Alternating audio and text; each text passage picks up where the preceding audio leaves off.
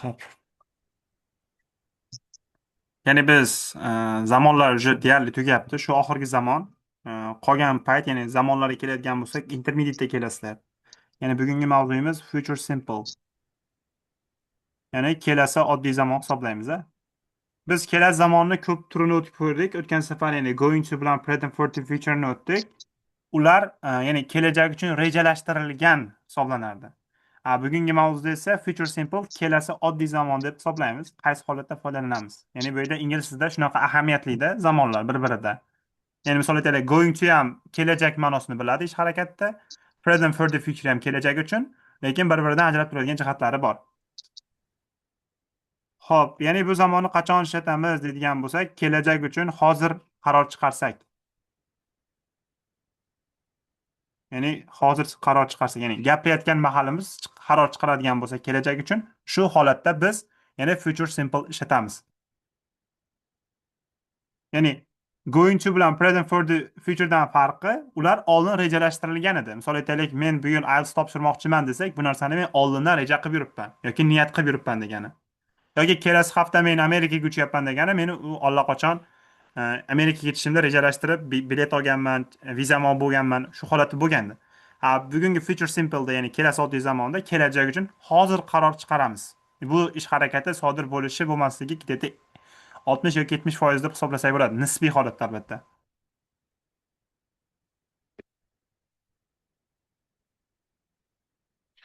Xo'p, formasiga qaraydigan bo'lsak, bizda formasi juda oddiy. Ya'ni subject plus bizda will keladi. Ya'ni will iminna future simple'da ko'makchi fe'l hisoblanadi.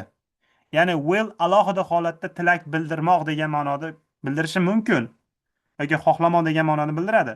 Lekin bu yerda future symbolda ko'makchi fe'l hech qanday tarjimaga ega emas. Xo'p, ta'kidlayman, ko'makchi fe'llardan keyin verb infinitivda keladi.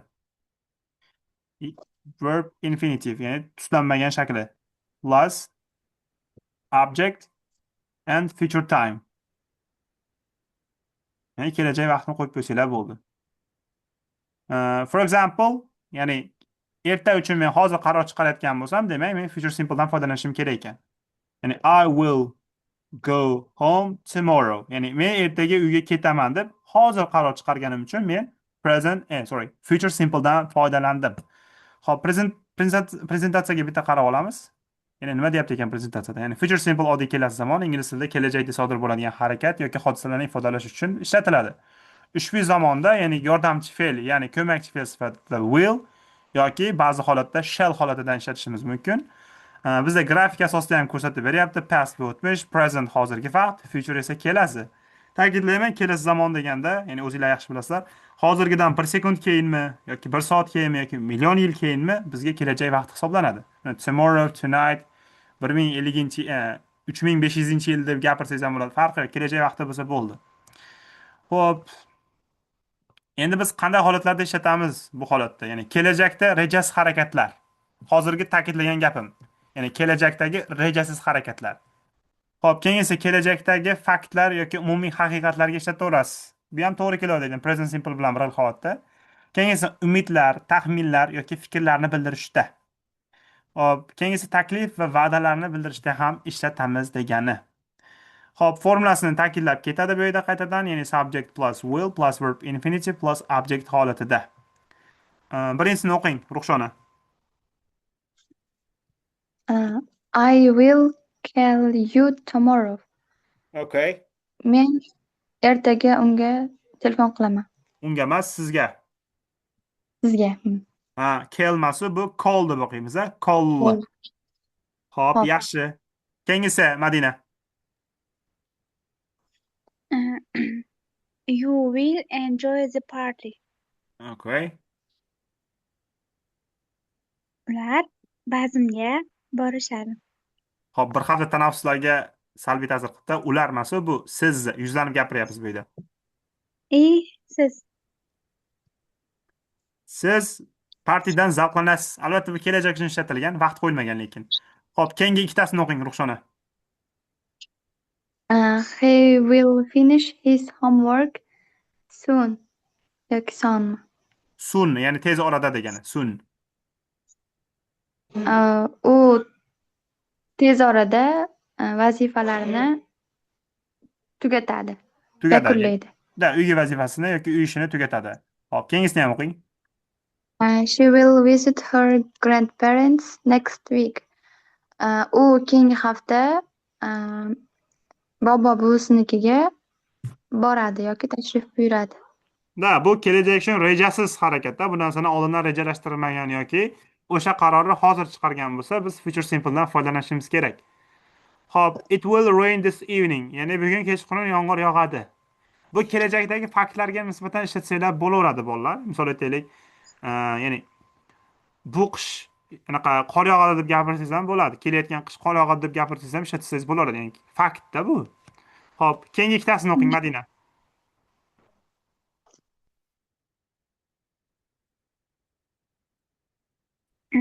Next summer. Keyingi yozda biz Londonga sayohat qilamiz. To'g'ri. Ya'ni hozir qaror chiqardi buni. Keyingisini ham o'qing. They will start the meeting at 10 a.m. AM, okay.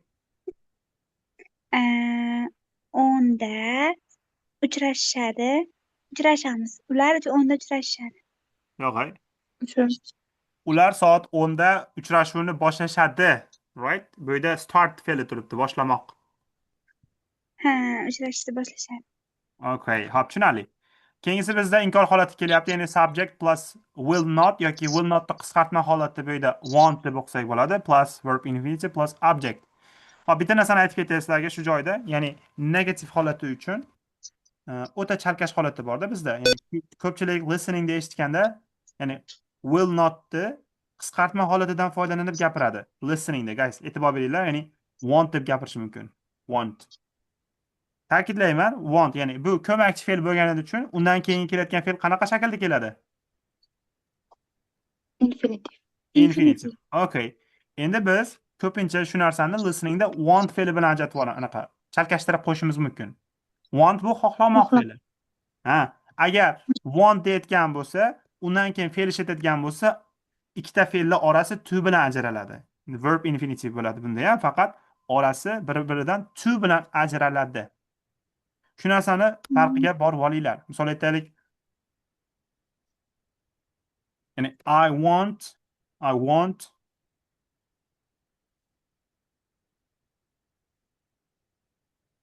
ya'ni buni kimdir sizlarga listening deb gapirsa, ya'ni I want go hold deb qo'yibman. Sorry guys. Ya'ni I want go home tomorrow. Ya'ni men ertaga uyga bormayman deb mana will not ni qisqartma holatidan foydalanyapti va shu narsani sizlar listening da eshitdinglar. Listening da eshitganda farqlab olinglarda. Agar want, ya'ni xohlamoq fe'li gapirilayotgan bo'lsa, I want to go home tomorrow bo'ladi. Ertaga men uyga ketishni xohlayman bo'lib qolyapti. Farqli jihati bor. Shu narsaga e'tiborli bo'lib qo'yinglar. Ya'ni ko'pincha listeningda shunaqa holati borda, ko'pchilik tushunmaydi. Xo'p, birinchi ikkitasini o'qing.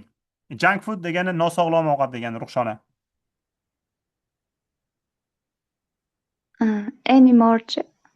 Anymore ortiq boshqa. I will not eat junk food anymore. Men boshqa fast food yemayman. To'g'ri. Tan oldingiz.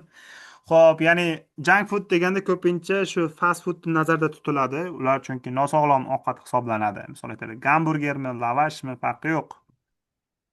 Xo'p, anymore bilib olinglar, ya'ni grammatikasiga qaraydigan bo'lsak, doim shu inkor gaplarda keladi. Xo'p, keyingisini o'qing, Ruxshona yana. You will not forget my birthday. Siz meni tug'ilgan kunimni unutdingiz. Unutmang deb gapiryapti ekanda. Unutmaysiz degan ma'noda gapiryapti. Faqat mana shu yerda nima qildingiz? Forget masa bu. Forget. Forget masda. Forget. To'g'rilaymiz. Forget. Ana, forget desangiz g'alati bo'ladi. Forget. Hop. Madina, ikkitasini o'qingchi keyingini.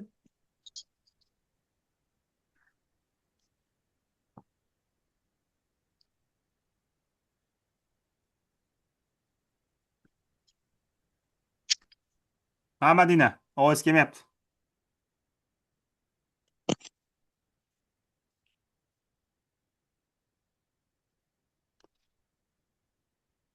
Ruxshona, siz o'qib oling chiqaring ikkitani. Ha, He will not play football today. U bugun futbol o'ynamaydi. Hop. She will not attend the meeting. U bugun uchrash- Shuvga qatnashmaydi. uchrashuvga qatnashmaydi. Hop, yaxshi. Today emas u, kak shu narsani Today. o'rgatdik sizlarga. Today deyinca today. Day. Ha, mana tuni i qilib o'qisangiz, oni today bo'laman. Today. Today desangiz yaxshiroq mana. Today. Hop. Hop. Madina, ovoz beryaptimi sizga? Hay, mayli, internet ishlamayapti. It will not snow tomorrow. Ertaga anaqa qor yog'maydi. Bu ham faktga nisbatan ishlataveramiz dedik. Hop, we will not stay at home all day. Ya'ni biz butun kun uyda qolmaymiz. Ya'ni bu ham kelajak uchun rejasiz holatda ishlatyapmiz. Keyingisi they will not come to the party. Ya'ni ular ziyofatga kelishmaydi. Ya'ni shu narsani qarorda hozir chiqargani uchun future simple'dan foydalandik ekan. Xo'p, keyingisi savol holatida ta'kidlayman bir xil. Ya'ni ko'makchi fe'l doim gapni boshiga chiqadi, keyin subject plus verb for infinitive, keyin object holatida. For example, will I pass the exam? Ya'ni men imtihondan o'tamanmi? Yoki will you help me with my homework? Ya'ni menga uygi vazifam bilan yordam bera olasizmi degan ma'noda. Keyingi ikkitasini o'qingchi. Ruxshona. Will he visit his parents next week? U keyingi hafta ota-onasinikiga boradimi? Yoki tashrif buyuradimi siz ham to'g'ri. Hop. Will she join the team? U jamoamizga qo'shiladimi? To'g'ri, yaxshi. Keyingilari will it be sunny tomorrow? Ya'ni ertaga quyoshli bo'ladimi deyapti ekan. Madina, shaydamisiz? Ha, shu yerdaman domla. Keyingisini o'qingchi qani. Will we arrive on time? Hozir yetib keldikmi? Yo'q. On time degani vaqtida, mayli sizlarga ma'lumot o'rnida aytyapman, on time vaqtida. Ya'ni biz vaqtida yetib kelamizmi yoki yetib boramizmi? Vaqt. Aha. Guys, qaranglarda tarjima qilganda past simple'da tarjima qilmanglar. Bu kelajak zamoni, hali ish harakati bo'lmagan, lekin biz shu narsani qilmoqchimiz. Ya'ni hozir qaror chiqardik. Keyingisi will they participate in the competition? Ya'ni sizlar bilmaydigan so'zlarda foydalangan participate qatnashmoq, competition esa musobaqa. Ya'ni ular musobaqada qatnashishadimi? Ya'ni bu oddiy struktura bilan kelgan, unaqa qiyin emas mavzuyimiz. Ya'ni bu yerda bilishinglar kerak bo'lgan narsa keyingisi signal words, ya'ni time expression, ya'ni kalit so'zlari hisoblanadi. Bular tomorrow, ya'ni I will call you tomorrow, ya'ni men sizga qo'ng'iroq qilaman ertaga. Yoki keyingisi next. Ya'ni next degandan keyin biz istalgan vaqt muddatini vaqt qo'yadigan bo'lsak, misol uchun aytaylik next week, next month, next year, ya'ni kelasi hafta, kelasi oy, kelasi yil, kelasi 100 yillikda deb gapirsangiz bo'ldi. Bu albatta kelajak uchun ishlatyapmiz degani. For example, she will visit her grandparents next week. Ya'ni u kelasi hafta, ya'ni o'sha grandparentslariga tashrif buyuradi. Soon degani bu tez orada yoki yaqin orada degani. They will start the meeting soon. Ya'ni ular uchrashuvni yaqin orada yoki tez orada boshlashadi. Later degani keyinroq degani. Albatta keyinroq degani ham bu kelajak vaqtini bildiryapti. For example, we will talk about later. Ya'ni biz bu haqida keyinroq gaplashamiz. Xo'p, keyingisi in bilan keladigan bo'lsa va period, time period. Ya'ni indan keyin biz vaqt muddatini qo'yadigan bo'lsak, biz kelajak vaqtini bildiraveramiz. For example, he will return in 2 days. Return nima degani edi bu yerda? Ruxshona? Qaytib kelmoq. U 2 kunda qaytib keladi deb gapiryapmiz. Tushunarli? Ya'ni inni ma'nosi va bundan keyin vaqt qo'yib gapiradigan bo'lsa, kelajak vaqtini bildiraveradi. Xo'p, keyingisi by orqali degan ma'nosi ham bor. Ya'ni by degan ma'nosi bu gacha degani. Ya'ni at specific time or date. Ya'ni bizga aniq muayyan anaqa sana kerak bunga. For example, you will finish the report by Monday. Ya'ni siz hisobotni dushanbagacha tugatasiz degan ma'noni bildiryapti. Ya'ni until masu by deb gapirsak ham bo'ladi. Hali bu grammatikalari bor bolalar, unaqa xavotir olmanglar. Qiyin ekan u degan masu yodlaymiz. Keyin Cook Murphyda kelganimizda yana bitta takror bo'ladi hammasi. Xo'p, keyingisi expressions showing intention or uncertainty. Ya'ni bizda ya'ni niyatni ko'rsatish uchun iboralar yoki noaniqlikni.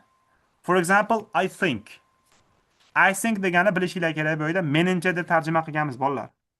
I think, ya'ni men o'ylayapman, men o'ylayman deb olmanglar. Bu I think bir bola. Ya'ni I think subject strukturasini qaranglar bolalar. I think subject plus will plus verb infinitive kelyapti bu yerda. Plus object. Ya'ni kelajak uchun menimcha shunaqa qilaman deb gapiryapmiz. For example, I think I will go home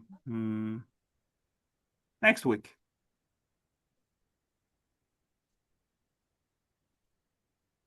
Menimcha kelasi hafta uyga boraman yoki uyga ketaman deb gapiryapmiz. Ya'ni menimcha, ya'ni noaniqlikni bildiryapmiz. Shunchaki g'oyamizni yoki niyatimizni aytyapmiz xolos. Albatta bu ham kelajakka rejasiz harakat bo'lgani uchun future simple dan foydalanyapmiz. Xo'p, keyingisi I hope. I hope degani men umid qilaman degani emas u. Agar to'g'ri tarjima qiladigan bo'lsak, umid qilamanki deb gapirsanglar bo'laveradi. I hope struktura bir xil maytani yozib struktura bir xil. I hope. Ya'ni umid qilamanki deb tarjima qilamiz. Ya'ni bular qanaqa holatda ishlatamiz? I hope I pass my exam. Umid qilamanki men imtihonimdan o'taman. Ya'ni bu ham kelajak uchun ishlatyapmiz. Ya'ni hozir niyat qildik yoki hozir qaror chiqarganimiz uchun albatta. Hop, keyingi struktura I'm sure. Nima degani bu? Ruxshona?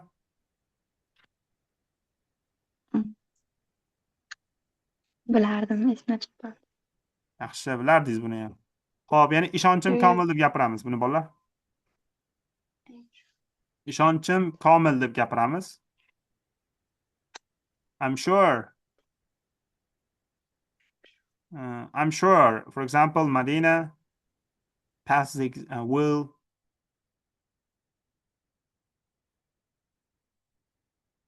Ishonchim komil, Madina imtihondan o'tadi deb gapiryapmiz. I'm sure degani bu yerda ishonchim komil. Ya'ni shu holatda ishlatamiz. Keyingisi probably. Probably degani o'zi ehtimol, balki deb yodlaganmiz. Perhaps ham shunaqa tarjimaga ega. Ya'ni ehtimol, balki holatida. For example, he will probably join us later. Ya'ni u ehtimol keyinchalik bizga qo'shilishi mumkin yoki qo'shilar. Perhaps we will visit the museum. Ehtimol biz muzeyga tashrif buyuramiz degan holatda ishlatyapmiz. Tushundinglarmi o'tgan mavzuni? Madina. Ha, tushundim domla. Hop, Ruxshona, sizda savol bormi?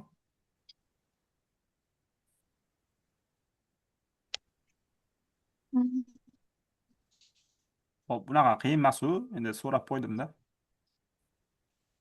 Qaysi bo'ladi kitob bu? Hop, mana shu yerda. Yo'q.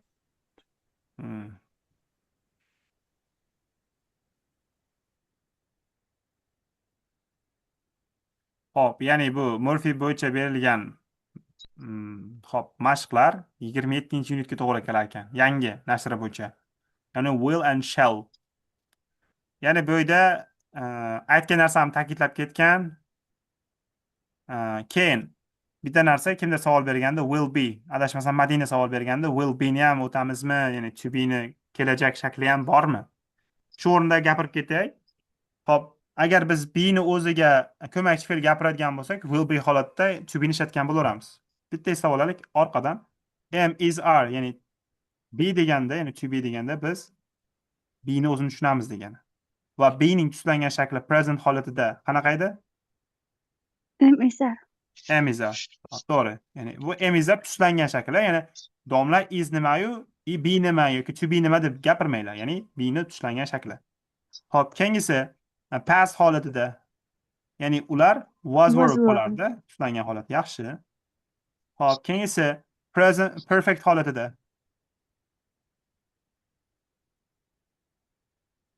Perfect holatida Been. biz Edi. have been or has been, right? Hop, keyingisi future holatida qanaqa bo'ladi deydigan bo'lsak, ya'ni Will change. will be or shall be bo'ladida. Ya'ni bularga hammasiga misol keltirsak bo'ladi. For example, I am 24 years old, for example. Ya'ni men 24 yoshman. Hozir shunaqa. Endi pastda gapiraylik. Ya'ni I was 23 years old. Yeah, just a second. Okay. Last year.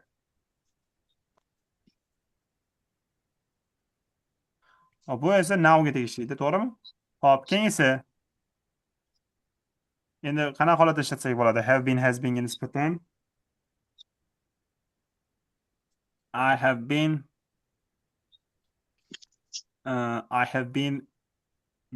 hop. Nima desak bo'ladi? In Spain.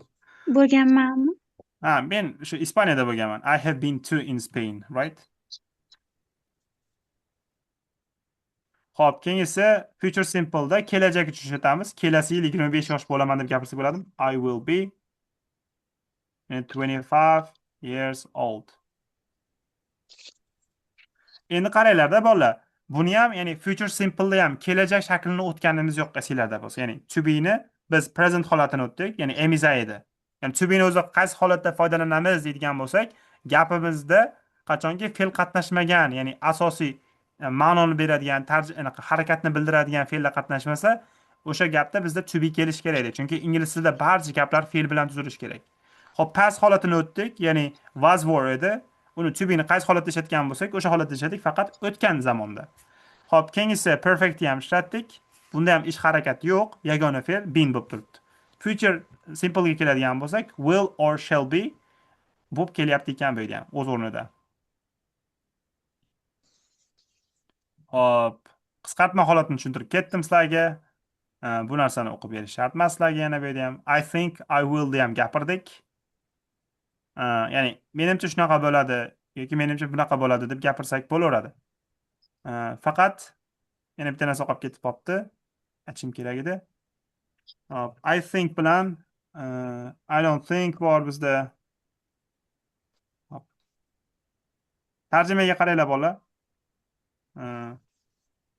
Mana shu holatda uni qayta yozyapman ham. Ya'ni menimcha yoki deb o'ylayman deb gapirsanglar ham bo'ladi. Menimcha. Hop, keyingisi I don't think. I don't think bir bola deydi-da, deb o'ylamayman bo'ladi. Tarjimaga ehtiyot bo'linglar. Nimani inkor qilishimizga bog'liq. Do you think degani bu yerda sizningcha bo'lib qoladi.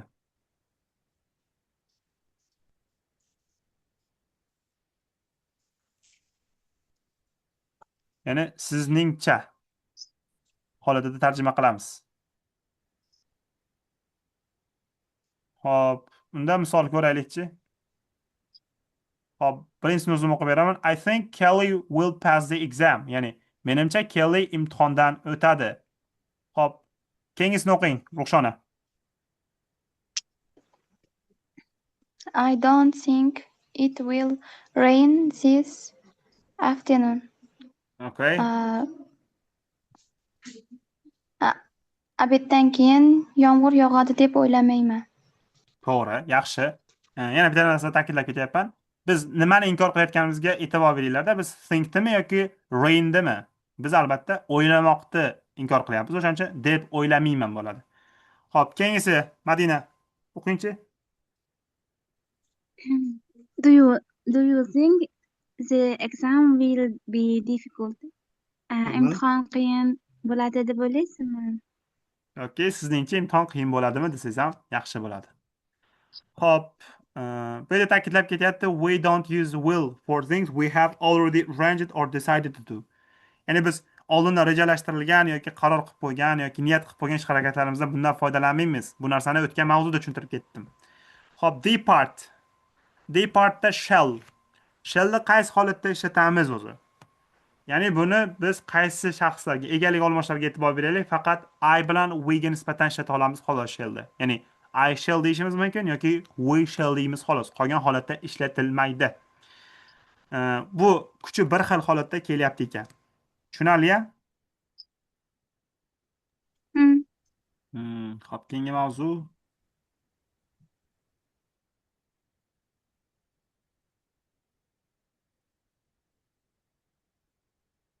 Hozir bitta ko'rib olaychi, keyingi mavzu nima bor ekan. Bitta o'tib ketaveraman buni ham qo'shib. Qaranglar. Shellda ikkinchi ma'nosi ham bor. Qachonki biz taklif bildirganda ham ishlatamizda. Ya'ni ko'pchilik birorta narsani bajarishga taklif bildiradigan bo'lsa, shell bildan foydalanamiz.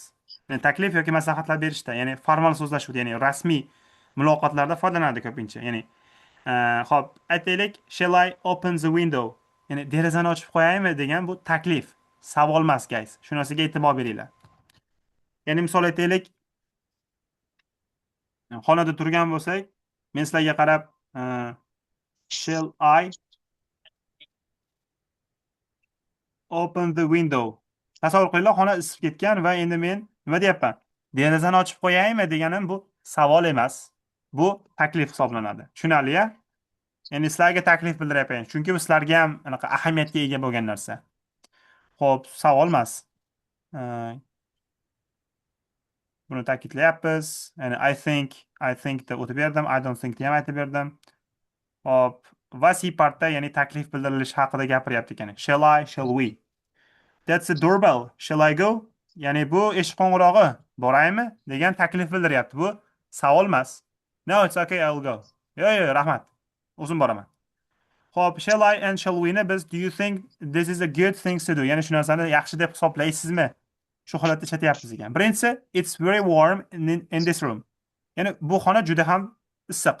Shall I open the window? Ya'ni derazani ochib qo'yaymi degani bu savol emas, taklif ma'noni bildiryapti. Xo'p, keyingisi. Ruxshon o'qingchi.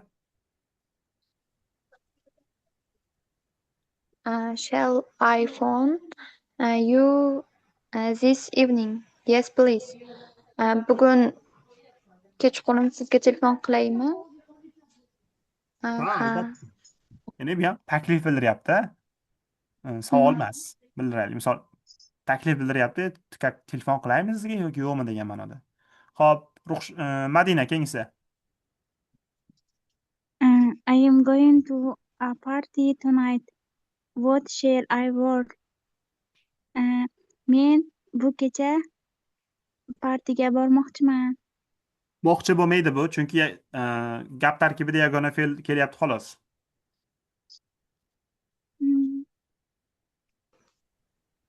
Bu hafta, ya'ni bu kecha men partiga boraman deymiz, ha? Present for future'da. Boryapman. Ha. What shall I wear degani nima kiyay? Bu taklif ma'nosini so'rayapti bolalar, bu savol emas. Nima kiyay bilan nima kiyaykina degan narsa farqi bor, ha? O'zbek tilidagidek. Xo'p, keyingisi it's a nice day, ajoyib kun. Shall we go for a walk? Ya'ni sayrga chiqamizmi deyishi bu taklif bildiryapti. Ya'ni sayrga chiqmaymizmi degan narsa bilan bir xil. Yoki keyingisi where shall we go for our holidays this year? Ya'ni bu yil ta'tilimizga qayerga boramiz deyish bu taklif. Qayerga borsak bo'larkin degan narsa. Okay, let's go out this evening. Ya'ni davay bugun ko'chaga chiqamiz. Okay, what time shall we meet? Ya'ni soat nechida ko'rishamiz degan narsani bu taklif bildiryapti. O'shaning uchun shalldan foydalanyapmiz ekan. Savollar bormi mavzu bo'yicha, ya'ni future simple bo'yicha? Yo'q. Tushuntirman. Shu oxirgi zamoniylar bo'ldi. Bundan keyin modal fe'l o'tamiz. Undan keyin passive voice o'tamiz. Keyin Murphy'ning orqa qismida ya'ni comparative, ya'ni qiyosiy daraja bor, orttirma daraja bor, ravish o'tib bersam, уже grammatika tugaydi sizlarga. Keyin listening, reading boshlaymiz, xudo xolasa.